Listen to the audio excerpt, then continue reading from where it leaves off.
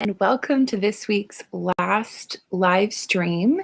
Today, we're going to be talking about how to be confident in the face of other people's big family opinions. So, how to be confident in the face of other people's big family opinions. Now, everybody's got an opinion on big families, whether they realize it or not. And when they encounter someone who has a big family or appears to be on the path of a big family, you're very quickly going to encounter what I call OPOs, other people's opinions. But before we dive into it today, let me introduce myself. My name is Tara. I'm a Christian wife and homeschooling mom of 10 children. I help moms to embrace the blessing of children and manage their homes and their hearts with both joy and confidence. I've had to overcome a lot of fears in my journey of motherhood and develop some very simple systems in the fire that I want to be able to pass on to you to inspire and to educate and to empower you as a mother of many as well. So before we dive in, quick reminder, if you're catching this on YouTube, make sure that you have subscribed and you put some notifications. Leave me a comment to let me know you did it. Why? Because these short videos are going to inspire, educate, and equip you for your journey as a mother of many. And they're going to help you manage your heart and your home with way more joy and confidence than I certainly had at the beginning of my journey. So, and in addition to that, we also have a weekly giveaway. Everybody who becomes a subscriber on YouTube just this week, just for subscribing, that's it, and leaving a comment to let me know you did it, they will be automatically entered into a contest to win a free giveaway. So that's what you do with the YouTube. So let's dive in. I'm a busy mom. I'm sure you're a busy mom. So let's just get into it. And if it looks like I'm glancing at my notes, it's because I am. I prepared because I want to give you the best I've got to give.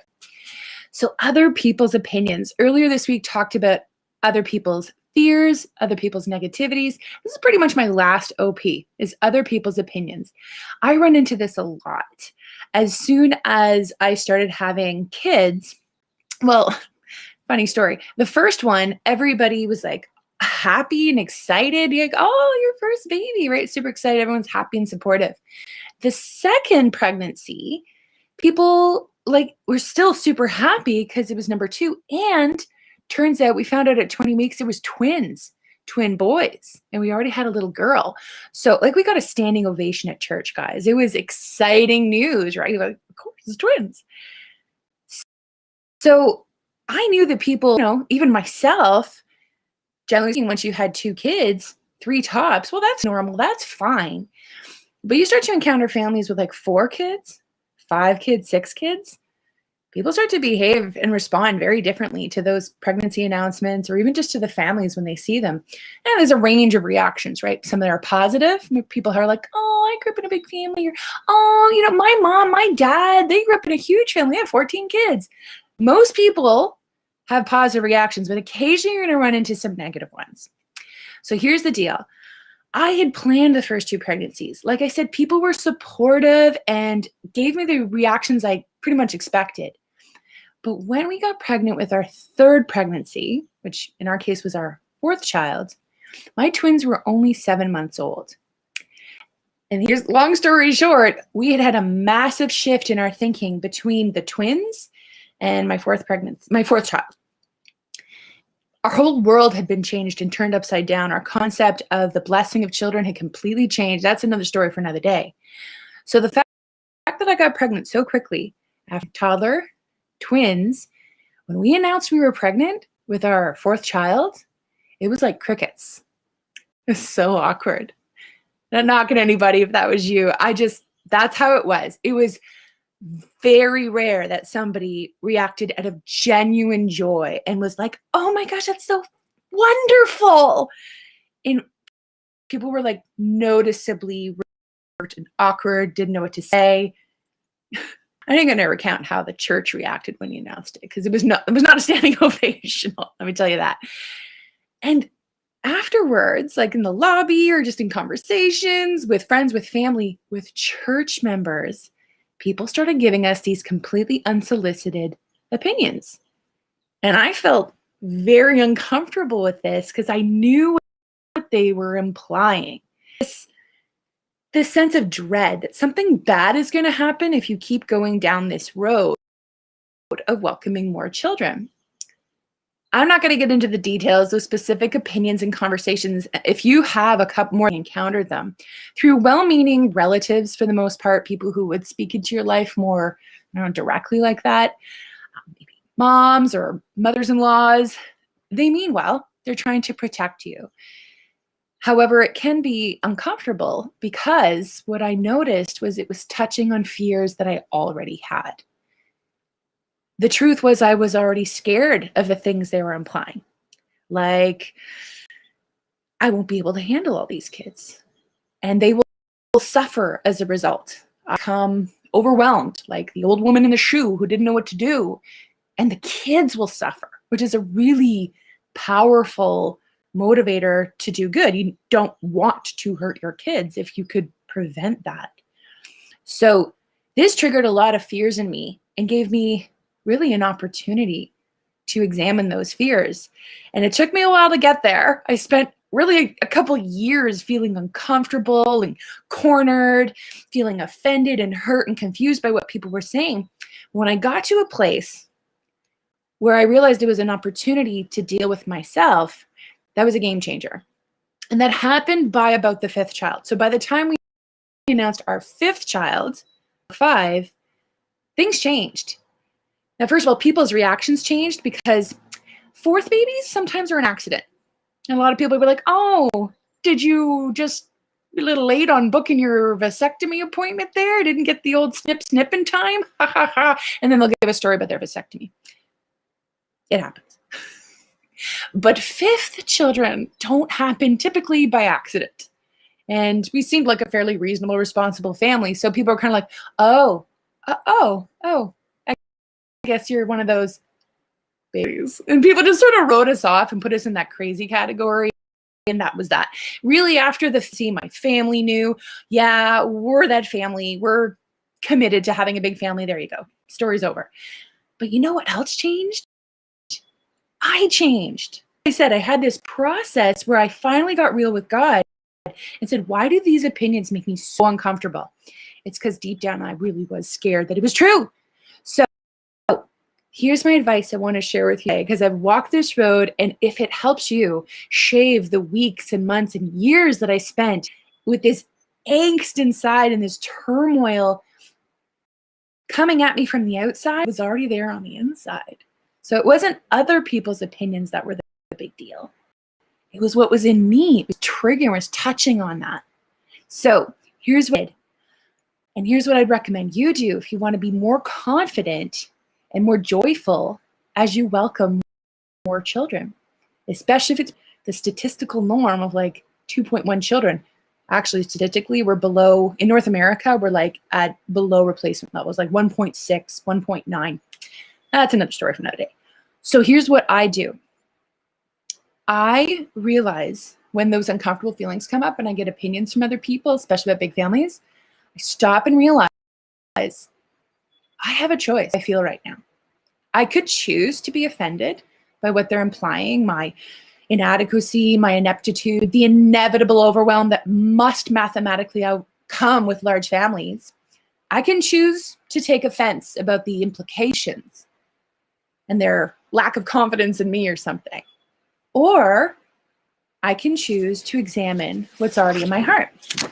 The thing is, all of the things they were saying had a partial truth, right? And I hadn't really examined before what they were saying. And a really good look has a little bit of truth to it.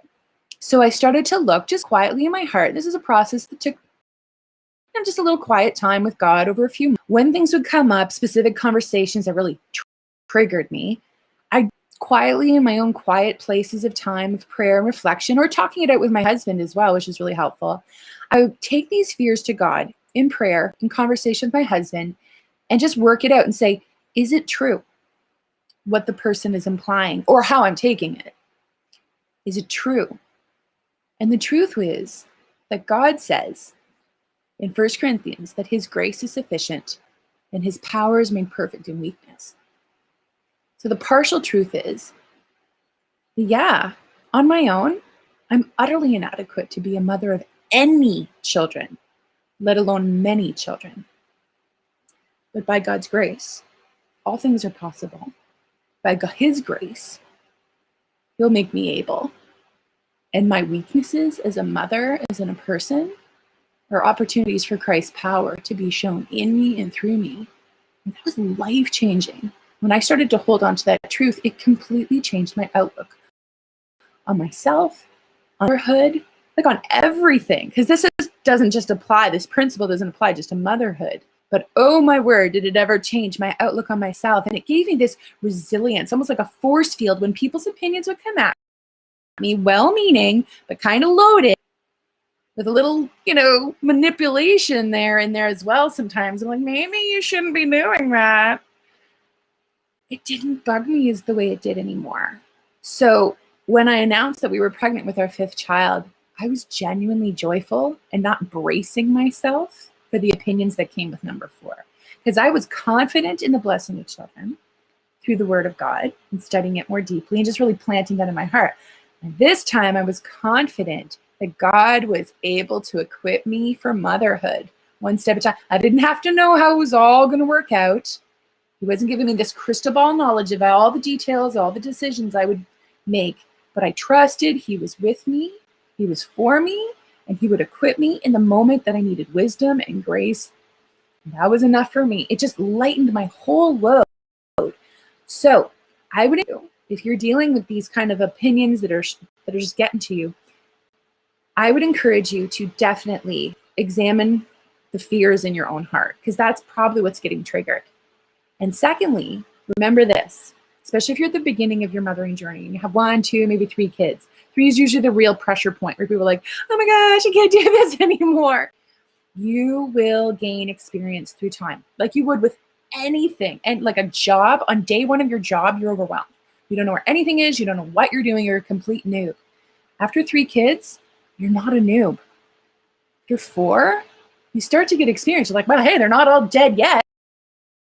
And I started to see that my kids not only were thriving, I was like, hey, I'm figuring it out. I'm learning it.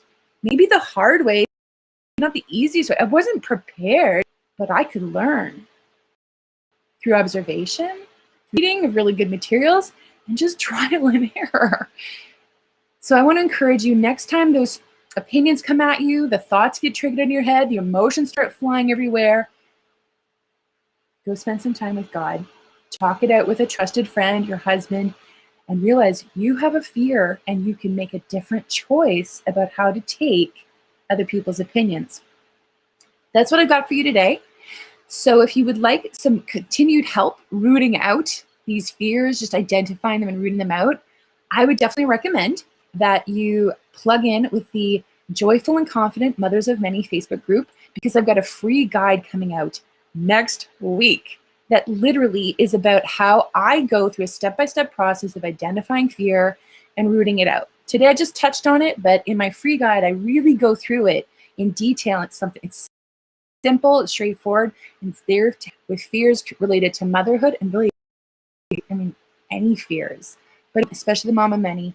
You will encounter fear. Your fear, other people's fear, your opinions, other people's opinions, and dealing with that is a difference between weight and lightness. It's the difference between confident, joyful motherhood, and I guess the opposite, incompetent, unconfident, and dreadful motherhood.